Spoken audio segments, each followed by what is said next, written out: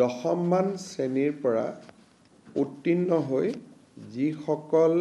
ছোৱালী বা ছাত্ৰীয়ে একাদশমান শ্ৰেণীত নামভৰ্তি কৰিব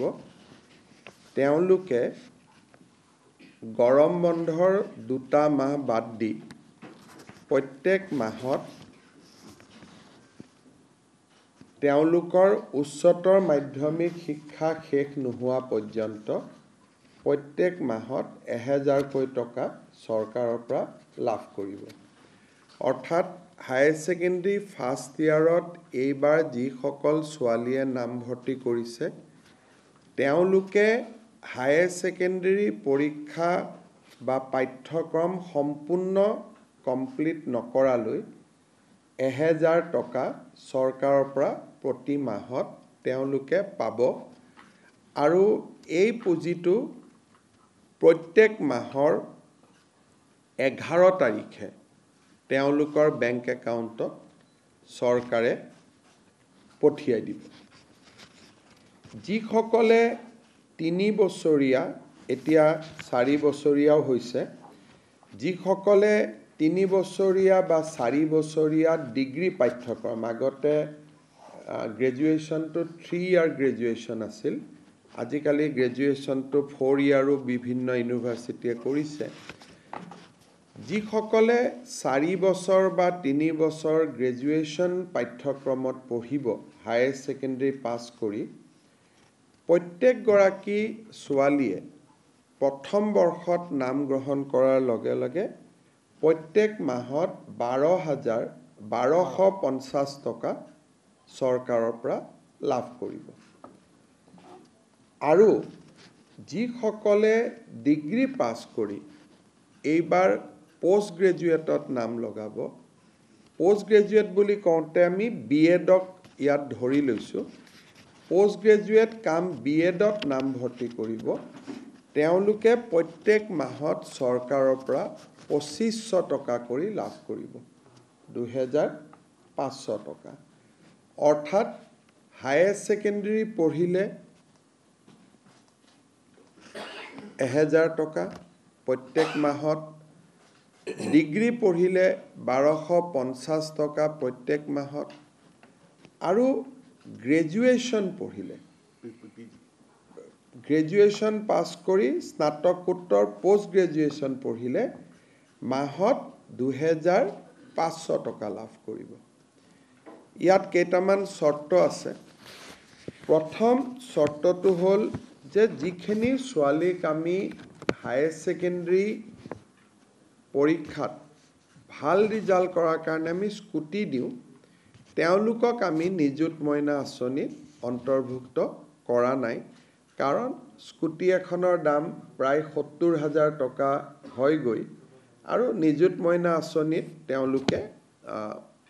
আমাৰ বাকী ছোৱালীখিনিয়ে যদি 12,000 আমি 12 যদি 12,500 কৰি 3 বছৰতো দিওঁ 36,000 হয় কিন্তু ছোৱালীয়ে যদি কয় যে নহয় মোক স্কুটি নালাগে মই নিযুত মইনাহে ল'ম তেতিয়ালে নিযুত মইনাও তেওঁ ল'ব পাৰিব অৰ্থাৎ ছোৱালীজনীৰ ওপৰত ডিপেণ্ড কৰিব যে মই স্কুটিখন ল'ম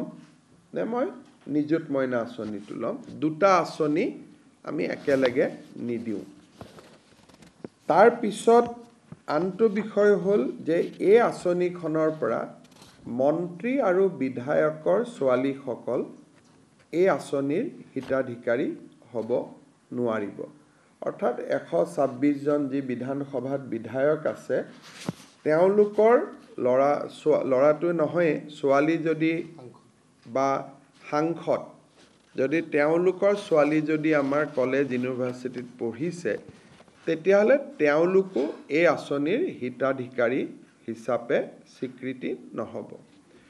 আৰু যোনে প্ৰাইভেট স্কুলত কলেজত ফিজ দি পঢ়ে ধৰক মই প্ৰাইভেট কলেজত নাম লগাইছোঁ মই মাহত 10,000 টকা কলেজখনক ফিজে দিওঁ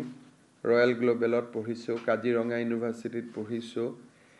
প্ৰাইভেট ইউনিভাৰ্চিটি আৰু প্ৰাইভেট কলেজখিনিৰ ছাত্ৰ ছাত্ৰীয়ে বা ছাত্ৰীয়ে এই আঁচনিখনৰ হিতাধিকাৰী বুলি বিবেচিত নহ'ব কিন্তু ভেঞ্চাৰ কলেজত যদি কোনোবাই পঢ়ে বা ভেঞ্চাৰ হায়াৰ ছেকেণ্ডেৰী স্কুলত পঢ়ে ভেঞ্চাৰ জুনিয়ৰ কলেজত পঢ়ে তেওঁলোক এই আঁচনিখনৰ হিতাধিকাৰী হ'ব এই আঁচনিখনৰ হিতাধিকাৰী হ'বৰ বাবে আমি একোখনকৈ প্ৰপত্ৰ পূৰণ কৰিব লাগিব জুলাই মাহত যিহেতু এডমিশ্যনৰ প্ৰচেছ চলি আছে সম্পূৰ্ণ পোষ্ট গ্ৰেজুৱেশ্যন কমপ্লিট কৰিবৰ কাৰণে এডমিশ্যন কমপ্লিট কৰিবৰ কাৰণে আগষ্ট মাহ পৰ্যন্ত যাবগৈ কিন্তু আমি জুলাই মাহৰ পৰা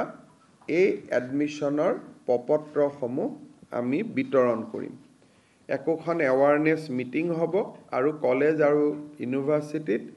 এৱাৰনেছ মিটিং কৰি বিশেষকৈ নৱাগত আদৰণি সভা আদিত যিহেতু এইটো ফৰ নিউ এডমিশ্যন হ'ব গতিকে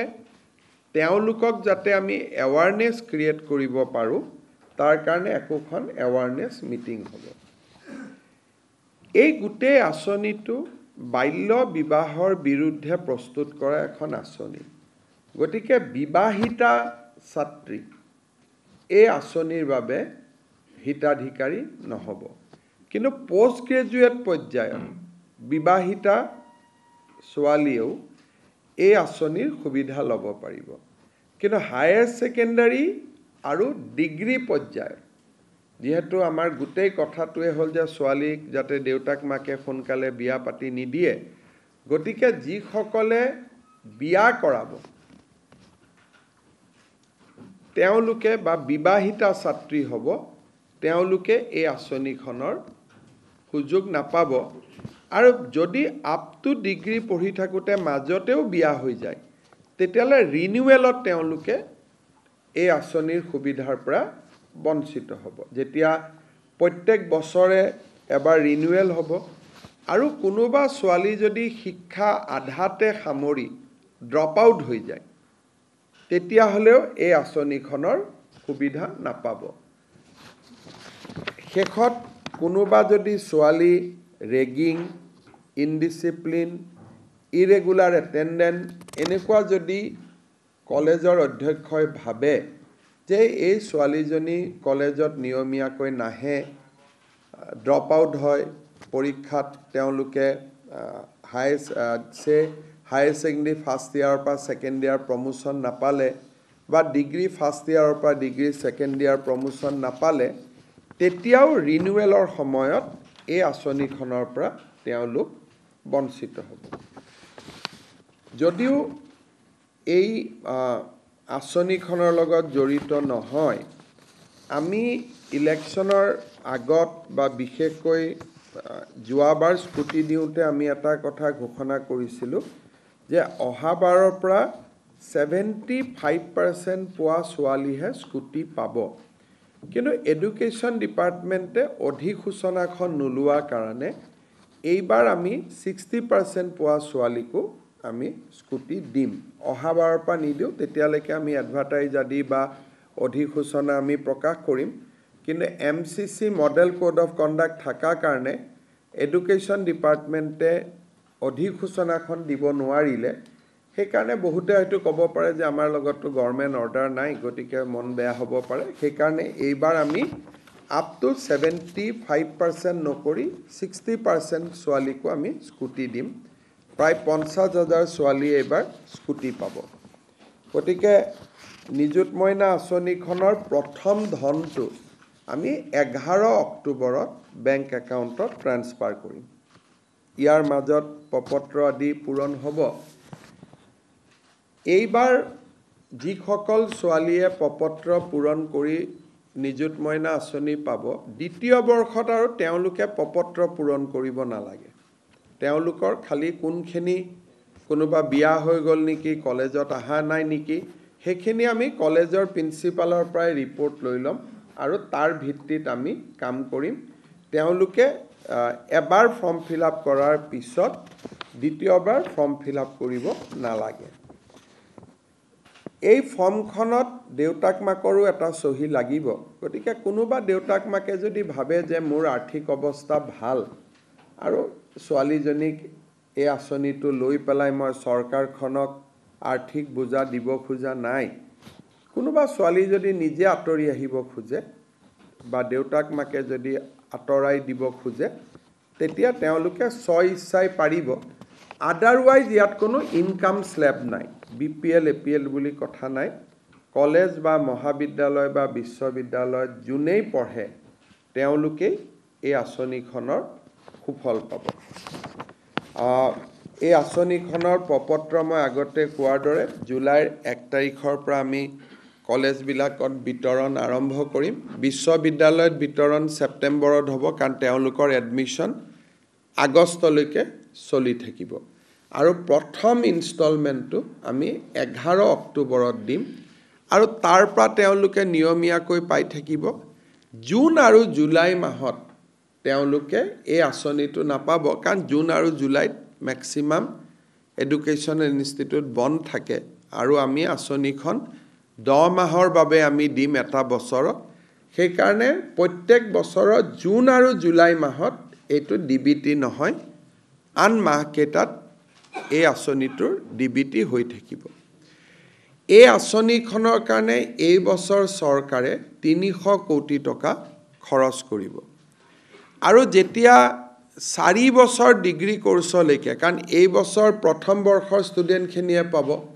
লাহে লাহে দ্বিতীয় তৃতীয় চতুৰ্থ ইয়াৰলৈকে পাব টোটেল 10 লাখ ছোৱালীক এই আঁচনিখন আমি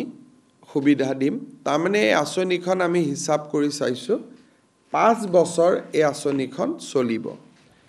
আৰু শেষৰ বছৰলৈকে যেতিয়া আমি হিচাপ কৰিম শেষ বছৰটোত এই আঁচনিৰ পৰিমাণ বা আউটগো 1500 কোটি টকা হ'ব এই বছৰ 300 কোটি হ'ব অহা বছৰ 600 কোটি হ'ব তাৰ পিছৰ বছৰ অকল ডিগ্ৰীত থাৰ্ড ইয়াৰ থাকে হায়াৰ ছেকেণ্ডেৰীত নাথাকে পোষ্ট গ্ৰেজুৱেটত থাৰ্ড ইয়াৰ নাথাকে গতিকে থাৰ্ড ইয়াৰত 300 নাবাঢ়ে 300 600 প্ৰথম 2 বছৰত বাঢ়িব থাৰ্ড ইয়াৰত 150-200 কোটি টকাকৈ বাঢ়িব কিন্তু এই আঁচনিখনে GR গ্ৰছ এডমিশ্যন ৰেচিঅ'টো এনৰোলমেণ্ট ৰেচিঅ'টো বহুত বঢ়াই দিব বিশেষকৈ কলেজত অহা যোৱাৰ পইচাৰ অসুবিধা হোৱাৰ কাৰণে বহুত দুখীয়া মানুহে নিজৰ ল'ৰা ছোৱালীক কলেজত বিশেষকৈ ছোৱালীক কলেজত নপঠায় গতিকে আজি এই আঁচনিখনে এই বছৰটোত আমি এটা ইণ্টাৰনেল যেটো হিচাপ কৰিছিলোঁ এই বছৰটোত প্ৰায় 2 লাখ ল'ৰা ছোৱালীক সামৰি ল'ব কিন্তু গোয়িং এহেড যেনেকৈ অলপ আগতে ৰনোজ পেগু ডাঙৰীয়াই কেবিনেটত এটা ডেটা দিছিলে যে স্কুটি ফাৰ্ষ্ট ডিভিজন কৰা ছোৱালীয়ে পাই কাৰণে এইবাৰ 40,000 ছোৱালীয়ে হায়াৰ ছেকেণ্ডেৰীত ফাৰ্ষ্ট ডিভিজন পাইছে কিন্তু লৰাই ফাৰ্ষ্ট ডিভিজন পাইছে 11-12 হাজাৰ তাৰমানে ছোৱালীৰ ফাৰ্ষ্ট ডিভিজনৰ সংখ্যাটো স্কুটিখনৰ কাৰণে বহুত বাঢ়ি গৈ আছে মই ভাবো যে নিযুত মইনা আঁচনিখনেও ছোৱালীৰ মাজত গ্ৰছ এনৰোলমেণ্ট ৰেচিঅ' অভাৱনীয়ভাৱে অহা কেইবছৰমানত বৃদ্ধি কৰিব